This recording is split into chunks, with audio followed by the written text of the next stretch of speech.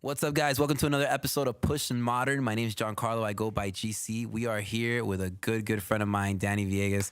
Danny, thank you for coming on the show, man. I'm excited to have you, man. I'm excited to chop it up with you. We haven't spoken in a while, but it's always a pleasure when we talk, man. Yeah, man. I'm happy to be here, obviously, and to see what's up with you. How was Thailand? Oh, yeah. How's what are you doing here? Because you got all the colors on the walls. It looks dope. Yeah, well, thanks, brother. Thanks, man. Before we get started, I need you to do the honors, man, and hit that gong for me real quick.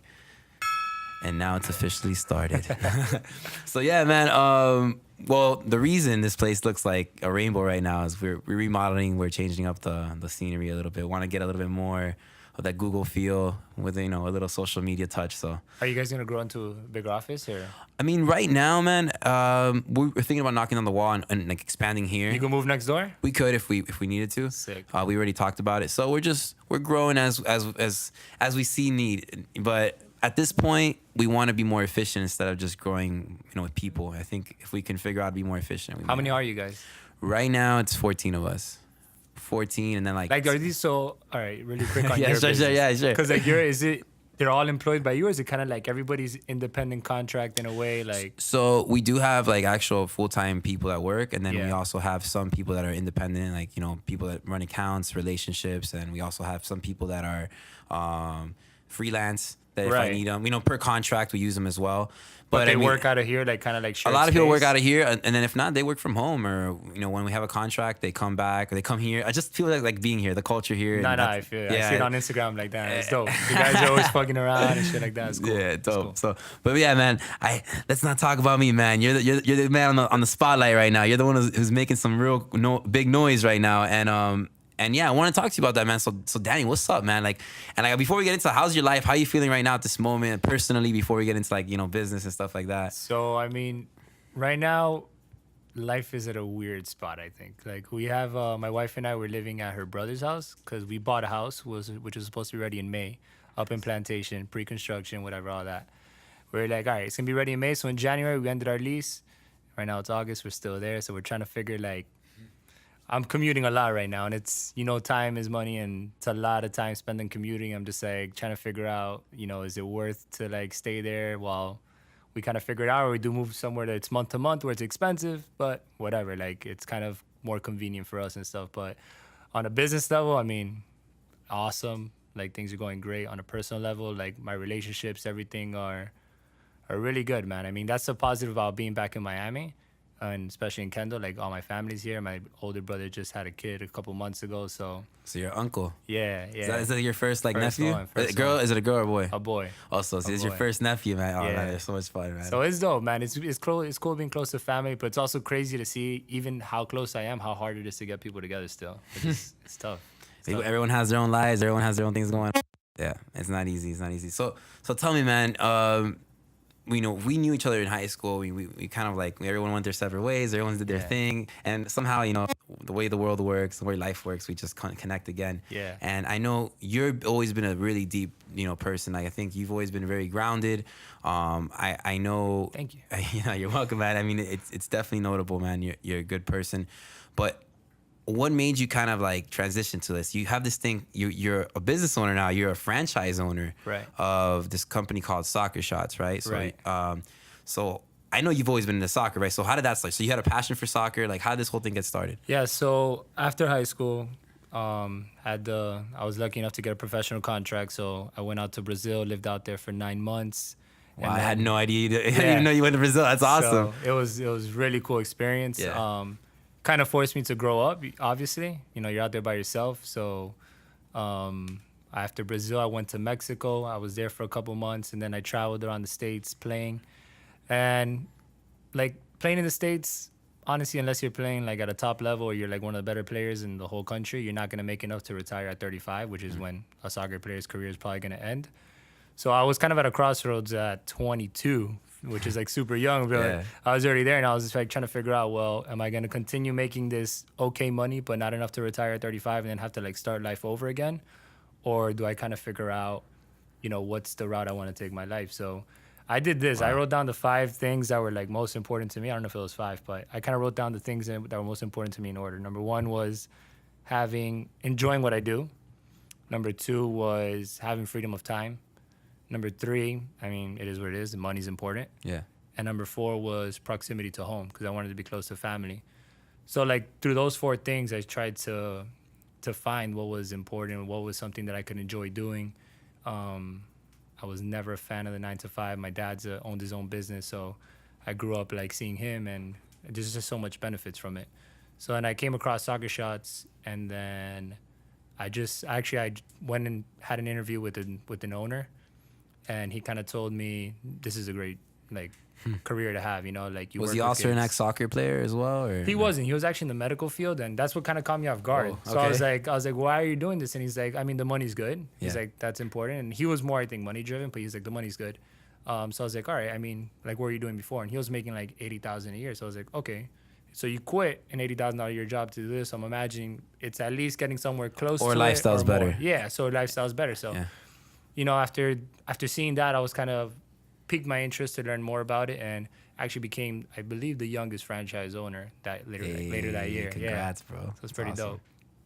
So wait, so you got into the Soccer Shots thing. Like, so let's say, like, I know you wanted to be a soccer player. I mean, that's like, I guess your childhood dream, right? Is that what it Yeah. was? And then I mean, that's a tough decision, man, to be like, you know what? It's time to get a little bit more practical and like do something else. How is that, man? I really want to pick your brain about that. Like, how did you feel when that whole thing happened?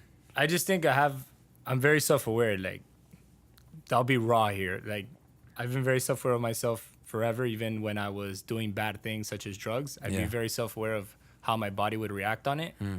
And I'm just always aware of how I'm reacting to things. So with soccer, it was weird.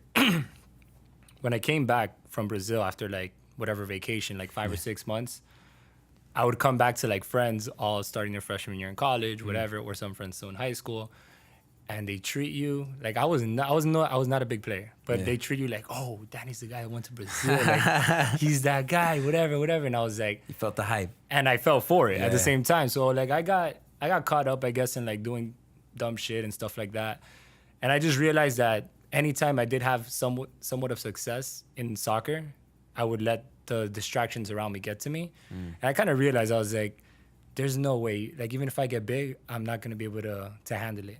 I wasn't mature enough. Wow. I was mature enough to realize it, but I wasn't mature enough I was like, I know the temptation around me, like it's too much.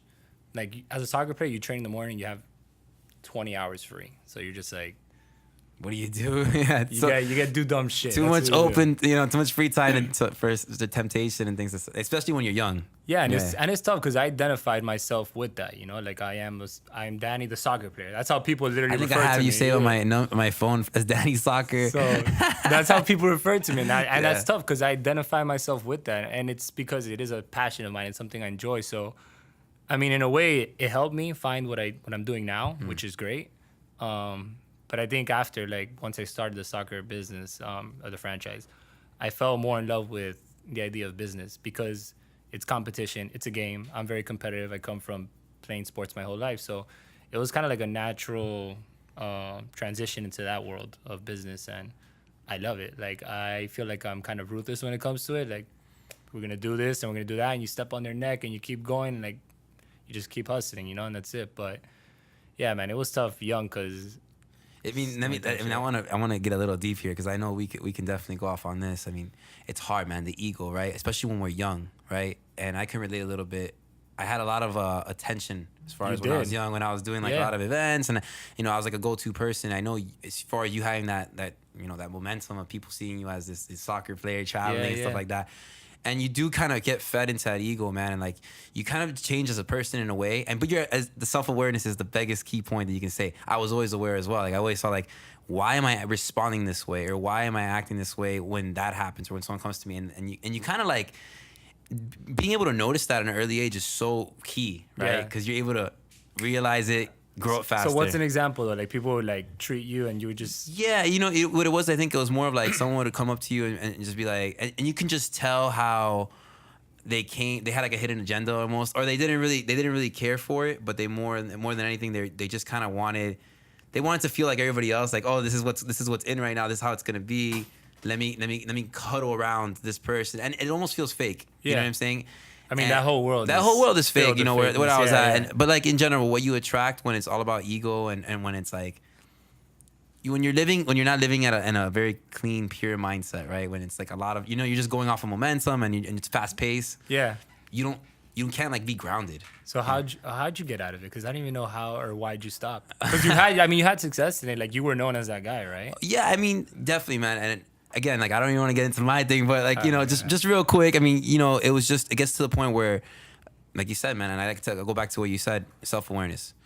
It gets to the point where you're so aware of what's going on, how you're responding to certain things, and how you feel. You feel as a human being, I feel like it's you feel authentic. You want authenticity in life, right? For sure. And when you don't feel like life around you is authentic, you're gonna either explode because you just can't take it, and you just want to be natural and free flowing, and you don't want any like pressures around you. Sure. And I feel like that's what happened. You know what I mean? I don't know if you can relate to that. Like you just feel like there's just so much pressures that weren't really natural, and then you just kind of said, okay, I'm taking a different route. And yeah, I mean, I just saw like I started to look ahead, and I was like, I mean, where you see where it was gonna end up. Where am I gonna go? And Exactly. It's a short end game, and I like to play always long term games. So 100% steadfast growth lasts forever. Like go. that's my There favorite you line. go.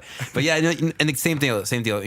You start thinking about the future, and you're just like, where can this actually take me with the environment I'm gonna be around, with let's say the resources that I'd have, right? For sure. And like I feel like what I'm saying, Yeah. that is like a scary place you don't want to end up. You know? I mean, once So- you realize you have the self awareness, you're just like, all right, I gotta get out.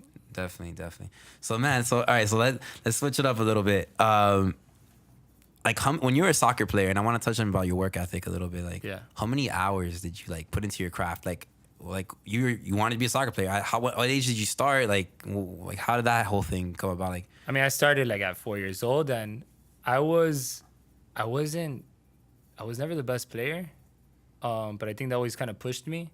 And then when I was like 16, 17 was kind of like when I guess the hard work started to pay off, and was when I was starting to get recognized by like the nation, by the U.S. national team, and then being looked at by like other clubs in Mexico and here locally in the States. So it started to become cool, but again, just the ego thing, right? So like I feel like it's how the professional athletes, like once they make it, they kind of lay back and chill. You get that big contract, and it wasn't a big contract for me, but it was like my first one. Yeah, it still feels good. Yeah, of course. It was. I mean, I had a great setup in Brazil. In Brazil, check it out. What's up with Brazil? I've never been to Brazil, so I'm actually really curious about Brazil right now. I had an amazing setup because we had it's picture like a sports performance center. We had doctors that live there. You have nutritionists that live there. We have like 5 soccer fields. We had a gym. We had a pool, like therapy, like you guys playing soccer in a resort, man? Bro, What's up with that? I mean, it was legit. I mean, No, our what's rooms weren't all that. They were like kind of like dorm setups. But when you talk about resources, I had all the resources available to me, and I took advantage none at all. I was just there, like kind of going through the motions. And then another thing that stuck out to me that was like kind of being real and I don't know, it sucks to say because I'm not like this now, but I was like that then, and I use it as an excuse, was some of the kids that was there, their contracts were, since they come from La Favelas, all the ghetto and all that stuff, their contracts were, we pay your parents' groceries and light bill. Damn. And you're like 16, 17 years old, so what are you going to say? Like, no, that's your way out. Damn. So that was their contract. And like, whatever, they take advantage of the people over there, but I mean, that's the way it is out there. So I'm playing against someone who's literally playing for food on their table. Wow. While I'm playing if it doesn't work out for me, I come back to the States. I have my family, like everything's good. I can't create what that person has inside. Wow. I can't like create them. I can't manifest that. And it's unfair. It was not unfair because I mean they have a way shittier situation. But I realized I was like, I use it as an excuse then because it's like that's not valid. But I mean it was true. It is true. When you're How being can I around people compare? like that, I mean it's like damn, they're gonna have that hunger, and like it's like And they'll stab you in the back. They'll do anything. They're like when you're on the field, they'll try to not pass you the ball so you don't get the looks. It's tough. Like it is what it is. But like you get it. It's either do or die. survival mode. Exactly. Survival mode. And Exactly I that. it's funny. I can relate on that. Like I just came back from like the Philippines, for example, and I hate to say this story, because I love human beings. I love people, man. And I just love even when this happened to me, right? So it's funny. I didn't buy them a soccer ball, but because I gave them a basketball. I bought these kids a basketball, and they just they had a broken hoop, man. It was all raggedy. The ball had like a hole in it, and I'm just like, damn, man. I'm just walking by like an alley, Yeah. And I'm just like, dude, I'm gonna buy these kids a ball, whatever, like doing like a good deed for the day, kind of thing. Find a basketball, give it to them, play a quick 2-on-2 with the kids, whatever. They're super excited because they have a Sick. brand new ball, and then like I'm just like, and they're like, oh, you're leaving. I'm like, yeah, I'm gonna leave, guys. See you later. You know, in broken English, you know, I Right, speak right, Tagalog right, right. there, and I'm just like, you know what, man, you guys keep the ball. And dude, these kids just lit up, like the whole neighborhood. The parents were watching us play the game. It was so cool. You know, you feel Yeah. really great. But then it's like, okay, survival mode, right? It's like, oh crap, this kid could buy us a ball. What else can he get us? So they start chasing me down. Hey, can we go to your hotel? Can we take a shower in your hotel? Can you buy us all a ball? And then I'm just like, you know, I just kind of hit him with like, hey guys, be grateful. And I kind of had to give him a cold shoulder.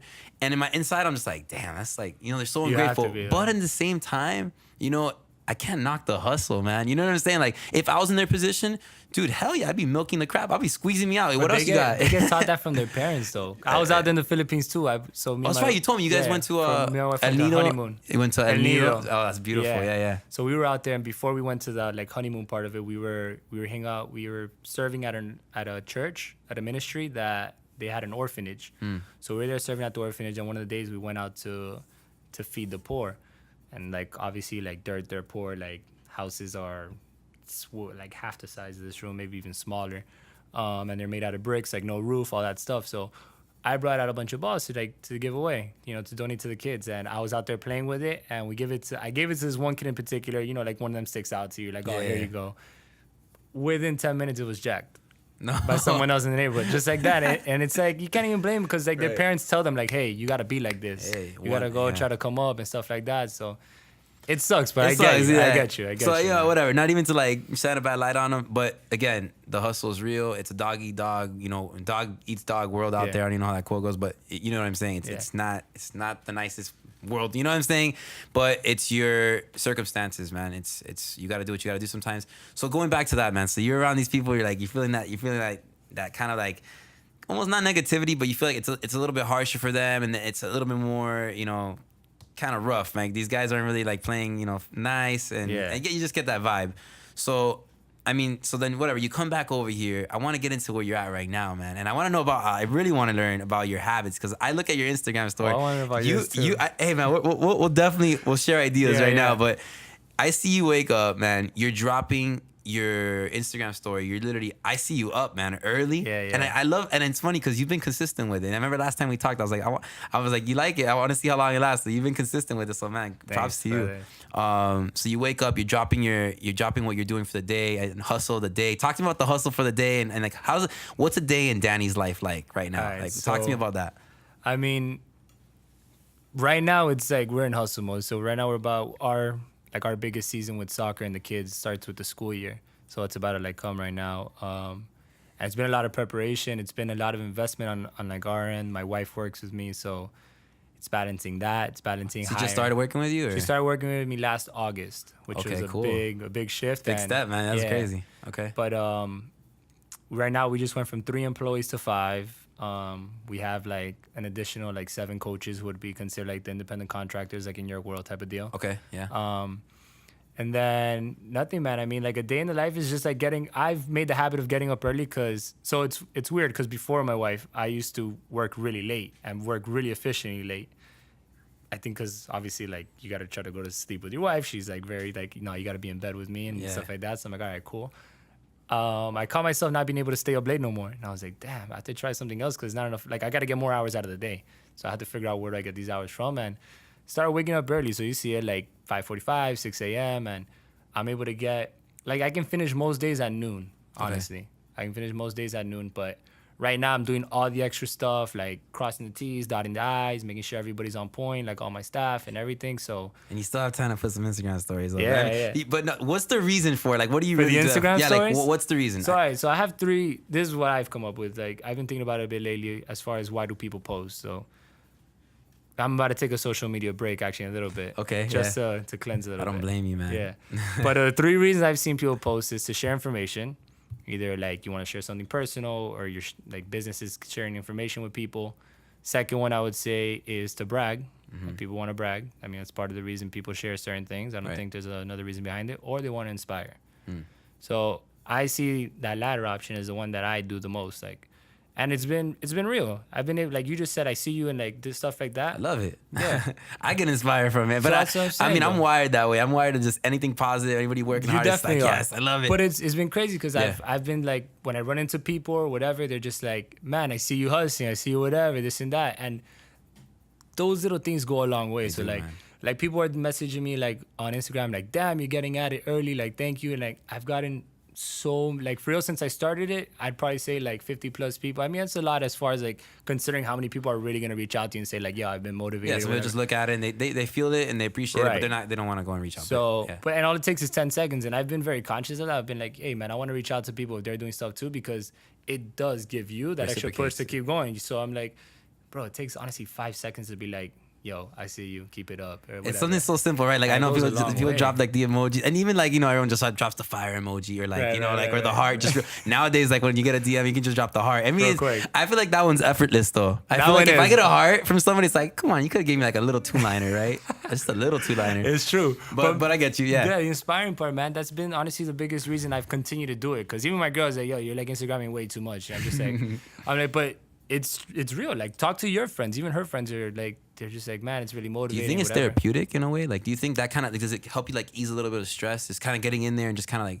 you kind of get to like digress. Almost, you put something out there and that's it. And you almost can step back and feel like, okay. Somewhat. So, because I've been like, so we just actually created our core values for our company. We hadn't had them before, and I felt like they were important to have now, whatever. One of them is impact, and it's leave people better than you found them.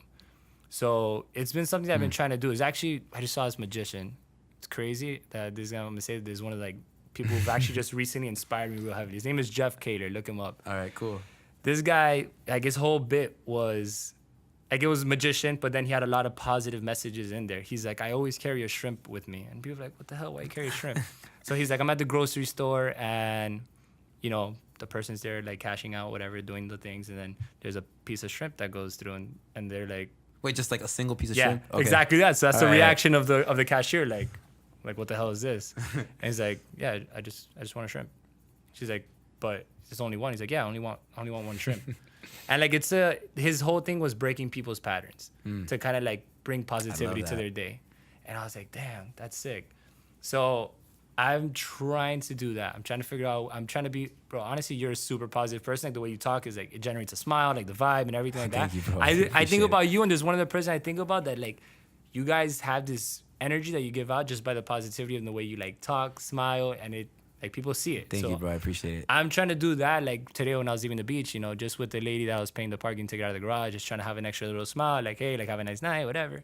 And it goes like, I know that like people appreciate that. So I'm trying to be more conscious of that, which is hard to do after so many years. You've just kind of been like, no, trust me, man. Like it is easier, I think, just to like stay in your own world. But I mean, we're human beings, man, and like people. I mean, I feel like if everybody was just more open and just can, you know, reach out. We all put this like this barrier in front of us and this shield, and it's like everybody that has that shield in front of them or that barrier, like I call it, they just want someone to just push through that. Like they might having a horrible day, and you might say hi, and they still might look down, not even walk past you, but they just want you to. Like they appreciate it. It did hit them, but they're just so in their own thoughts that they can't even like react and say thank you. You know what I mean? So I feel you. It's crazy, right? But we're humans. That's the crazy part. But you're very intentional about it. What do you mean? Like I feel like you're very intentional about bringing out that positivity and like making sure that you're doing it. I'm a giver. I mean, that's for sure. And I think is it like top of mind for you always? I think I brainwashed myself, to be honest with you. I've gotten to the point where I literally brainwashed myself a lot. You know, and then think that was when I was growing up and I wanted my why, you know, to be, you know, just helping people. And I wanted something that didn't give me value, that wasn't physical. I wanted something to give me a reward that wasn't physical. And I think that was just touching people. And like, I like to always get a smile out of somebody. A smile, a reaction. I just uplift them. Even if you're having the worst day of your life. Like the guy did the shrimp thing. I get it. You know, he just... You don't know what the other person's going through, but you know you're gonna just break their pattern, and they're gonna be like, "Oh shit, that was cool, whatever." One more thing on him that he does. Okay, so wait, finish the shrimp story before we even get off topic. Well, that was it. I mean, so like he just did that. That's his thing. Okay, cool. And he just acts like very serious, and the person's like, come on, like you gotta be kidding. He's like, but I'm not. For sure. And so stuff like that. But then he has another one. I'll show you after because it's like. All right, what was his name again though? So Jeff Kaler. Shout out to Jeff. Wait, Jeff Kaler? Kaler, yeah. Kaler, cool. I'm checking him out. Wait, so real quick because I don't want us to go too long without talking about, you know, your biz and so soccer shots. How does it work? Break it down for me real quick and like where it's at right now for you, where you started and where it's at right now. I just want to get that before we. Plain and simple. We do classes once a week. We do like, let's say right now in the fall we'll have a 12-week season. Okay. We have I wouldn't say contracts. They're just agreements with preschools, elementaries, and like city parks. Okay. So we work with ages 2 to 8, and we do it once a week. So we have a 30 to 45-minute class. We come in, our coaches go out and do the session either at the preschool, at the elementary, and parents sign up. So if there's 50 kids in a preschool, if we get like 10 to 20, whatever, that's good. But it's all about volume and numbers. So Right. we're serving right now like 700 to 800 kids a week. Wow. Yeah.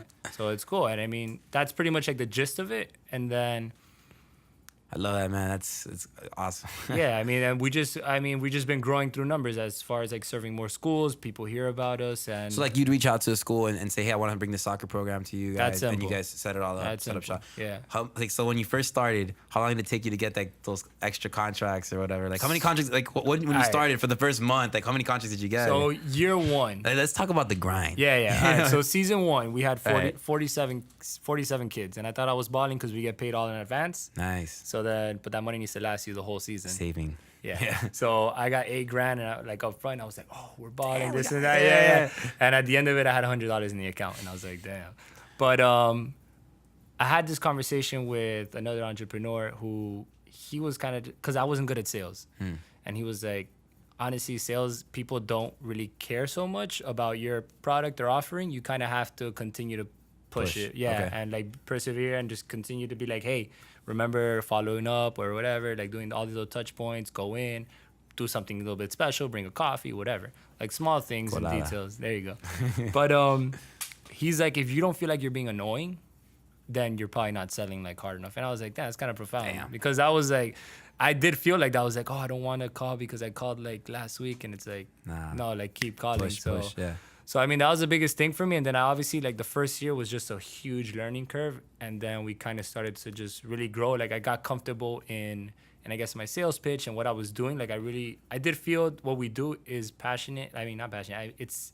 It empowers the And children. it's meaningful, yeah. It empowers the children. Honestly, we've had kids who are autistic. That I've had parents that are crying in front of me. Like, your program, like the curriculum has really brought like so much out of my child. I'm just like, damn, I never Wow. thought it would get there, right? So, but the curriculum is really good. Like I compare it to other programs because I'm always like seeing the competition Right. and other stuff. I'm like, no one's doing what we're doing. We have like people with early childhood education, like doctorates, that are like coming here and they're revising our curriculum. Wow. We have ex-professional soccer players to get the soccer aspect in. We have character words that are built into the program. So Also, it's not only just like learning soccer skills. It's a lot of like Life personal skills. development and Yeah. learning skills, and yeah, man, that's interesting. it's life skills. So it goes beyond, like, one of the things, I guess, like the slogans was like stronger youth beyond the game. Because, I mean, we only have them to a certain age, and then they go out and do whatever. They're older. Yeah. But we want to leave them with the lasting impact of like, hey, here we learned how to do teamwork. We learned how to be respectful to our coaches and to our teammates and stuff like that. So That's awesome. Yeah, You're it's been empowering really like good. communities, man. Yeah, That- yeah. You know, and that's so great, man. I wish I would have done that when I was a kid. You know, like those are little things that, I mean, people usually get their best lessons in life when like they're in like summer camps or, you know, like soccer. So I mean, team soccer or coaches are soccer sometimes coaches. a lot of people that like have the biggest impact in people's lives. And for us also, I've had like parents who come up to me like, can we get a male coach? Like, there's no father figure at home. And it's like, again, Damn. it goes deep, right? Wow. So Yeah. it just so many like other parts of this business that I've just become so confident in that when I sell to people now, it's like, I'm not selling you bullshit. I'm Right. selling you like something that I really know that works, and so they know what's up. And Wow. it just goes. I think it's a much easier sell when you speak with that from The that passion. Yeah. You're believing in yourself. I'm not selling it anymore. It's like, this works. Just This do is your it. life. Yeah. You do it, and this is what you believe in. And I think that's what real sales comes to the point where like you're no longer like forcing someone to do something. It's like, this is it. You can even get to the point where it's like, this is what I do. Yeah. It's bottom line. You want it or not, because Yeah. you're just so confident and sure. Like, what I you know do. it works. So it's like, yeah, take it on or not. So That's awesome. So, man, I definitely, I mean, I remember we talked about a little bit. I really want to collab with you and helping the kids on some other projects that I was doing. And we're definitely going to get onto that. But man, that's exciting, bro. I'm so happy for you. And like, you know, and I really want to I want to like touch on the fact that, again, this show is not about like, we've made it already. You know, I know you want to take over, right? Like, Yeah. you want to take over like the entire United States. You want to get as many Yeah. students as possible. And so, but like right now, this is what's important to you at this moment right now. Like, For you're sure. you're in a great moment of transition. You're growing. It's exciting. What's your goal right now? Like, what do you want to do? So I mean, I've been thinking about that for like the last year, really, because I've been trying to figure out. I mean, as an entrepreneur, we get distracted by the shiny objects, and my wife kind of reeled me in with. She was like, if you just would put that effort that you put towards like all these little distractions towards your actual business, it'll grow.